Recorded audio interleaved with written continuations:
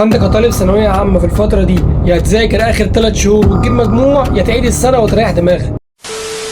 السلام عليكم ورحمة الله وبركاته. دفعة 2025، ايه الأخبار؟ عاملين ايه؟ أنا إسلام من دفعة 2023 علم علوم. عارف إن أنا اتأخرت عليكم جدا في تنزيل الفيديوهات، بس والله كان غصب عني. كانت في ظروف كتيرة جدا حواليا منعني إن أنا أصور فيديوهات بقى بدون ذكرها، لأن كانت المشاكل كتيرة.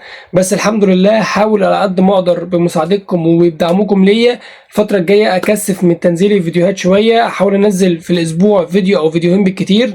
فادعوني إن ربنا يعيني ويوفقني في الطريق ده، لأن أنا ابتديت أشوف إن الناس فعلا بتستفاد من الفيديوهات بتاعتنا، والحمد لله مش بنضل حد ومش بنقول لحد معلومة غلط. كل معلوماتنا بفضل الله سبحانه وتعالى بتبقى كويسة وراحة للطلبة وبتفيدهم، مش بنستفاد من المشاهدات والكلام ده كله. اعمل لك الفيديو ده بتاع النهارده عشان اقول لك انت معاك 3 شهور، يا تستغلهم وتذاكر فيهم وتعمل اللي عليك، يا اما ما تعملش اي حاجه وتعيد السنه وتريح دماغك. هيبقى القرار في ايدك بقى، انت اللي هتحدد. بص يا صديقي، الفيديو ده وقت ما هتشوفه هو عامه هيبقى نازل في شهر 3. كام 3 بقى لسه ما نعرفش، بس هو هيبقى في شهر 3.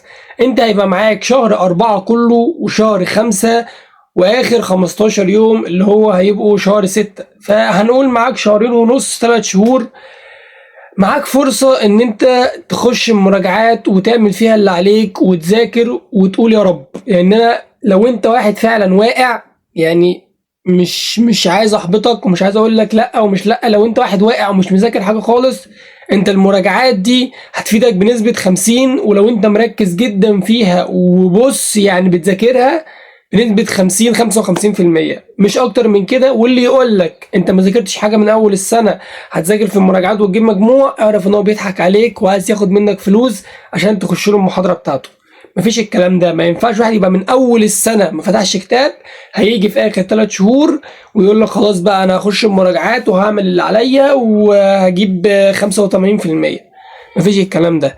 المفروض إن أنت كواحد خلاص أنت فرصتك في هنقول الست 7 شهور اللي فاتوا دول ما انتهزتهاش، كنت بتضيع الوقت. معاك 3 شهور، يا تذاكر في المراجعات النهائية كويس جدا جدا جدا وتحل أسئلة قدر المستطاع وتغلط ومفيش أي مشكلة بالنسبة لك، يا إما ما تتعبش نفسك وما تتعبش أهلك وما تحملش عليهم في المصاريف زيادة وخليك قاعد وعيد السنة. أنت اللي هيبقى معاك القرار ده مش أنا.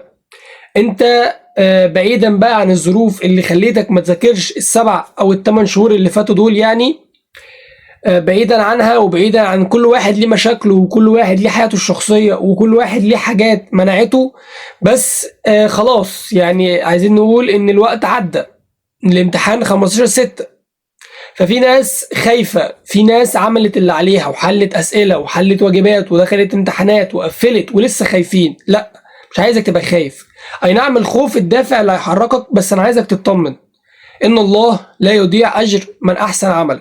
انت احسنت في العمل وحليت اسئله وعملت اللي عليك، وانت اللي ما ذاكرتش لو ذاكرت وجيت على نفسك في المراجعات النهائيه ربنا هيديك على قد تعبك. بس يعني استحاله استحاله ان ربنا سبحانه وتعالى يقارنك باللي بادئ من شهر 8 ومن شهر 9. مش بقول لك هو احسن منك وانت احسن منه والكلام ده، بس برضو خلينا نتكلم انت بذلت جهد قد ايه وهو بذل جهد قد ايه. فالناس اللي بتذاكر من اول السنه مش عايزك تضيع الجهد بتاعك اللي انت عملته خلال السنه دي كلها وتيجي في اخر كام شهر تتدلع وما تحضرش وتقول لا اصل انا هاخد اونلاين ومش هاخد سنتر وتاخد قرارات كده ملهاش اي ستيل لازمه. ابعدوا عن الكلام ده. خليك في الفتره دي رزين في قراراتك، عاقل، عارف انت بتاخد القرار ازاي. بلاش بقى، ابعد عن جو السوشيال ميديا ده بقى وتحبط نفسك واكتئاب وزعلان ومش طايق نفسي ويا رب تخلص والكلام ده كله. ما تبقاش واحد بتتعب طول السنة وجاي في اخر 3 شهور تتدلع. يعني ما تزعلش مني، هتضيع تعب السنة كلها على الفاضي. مش عايزك تتدلع، مش عايزك تخرج مع اصحابك في العيد بقى ونقضيها والكلام ده كله.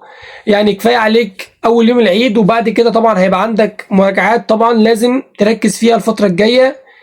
الفتره الجايه هي من اصعب فترات حياتك ككله، بس هبان بقى انت قدها فعلا وقد فعلا الثانويه العامه ولا لا. انت بتيجي في الاخر والدنيا بتبوظ منك. بالله عليكم بالله عليكم الناس اللي بتذاكر من اول السنه، عايزك تركز جدا في الفتره الجايه، تحل اسئله، تركز على المراجعات.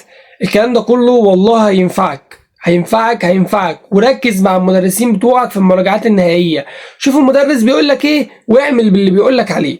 قال لك والله يا ابني انت المفروض ان انت هتحل كتاب واحد بس، هسمع كلام المدرس بتاعي. والله يا ابني انت المفروض تحل كل يوم 12 امتحان، هسمع كلام المدرس بتاعي وهعمل اللي بيقول لي عليه، حتى لو كان اللي بيقول لي عليه ده فوق طاقتي. لازم استحمل الفترة دي اللي خلاني استحمل 6 7 شهور 8 شهور، استحمل ال3 شهور الجايين واجي على نفسي واحل اسئلة قدر المستطاع.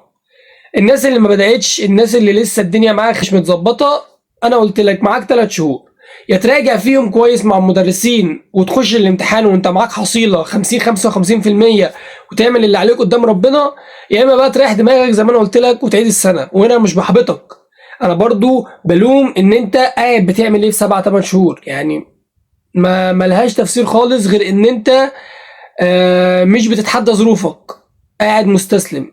ودي يعني والحاجة دي مش هتخليك انسان ناجح. بس فانا مش بقول لك انت وحش ومش بلومك، انا ما اعرفش ظروفك كانت ايه، بس كل اللي اقدر اقوله لك معاك 3 شهور راجع فيهم واعمل اللي عليك، وربنا سبحانه وتعالى عليه الباقي. كده ده كان الفيديو بتاعنا بتاع النهارده. لو محتاجين اي حاجه، في اي اسئله بتدور في دماغكم عايزيني نتكلم فيها، هتلاقيني سايب لكم تحت في الوصف بتاع الفيديو ده جروب التليجرام بتاعنا، بتكلم مع كل الطلبه وبرد على كل الناس. اللي محتاج نظام متابعه، اللي محتاج اي حاجه، بعمل كل ده. وبس يعني انا معاكم لحد اخر يوم امتحان ان شاء الله، وربنا يا رب يوفقكم ويعينكم. وركزوا في اخر العشرة من الاواخر في رمضان، يعني تقرأوا قرآن وتصلوا صلاة التهجد. قربوا من ربنا جدا في الفترة دي، ادعي بنية خالصة ان عارف ان ربنا مستجيب ليك، وعارف ان ربنا هيحقق لك اللي نفسك فيه. ربنا يا رب يوفقكم وتحققوا نفسكم فيه. السلام عليكم.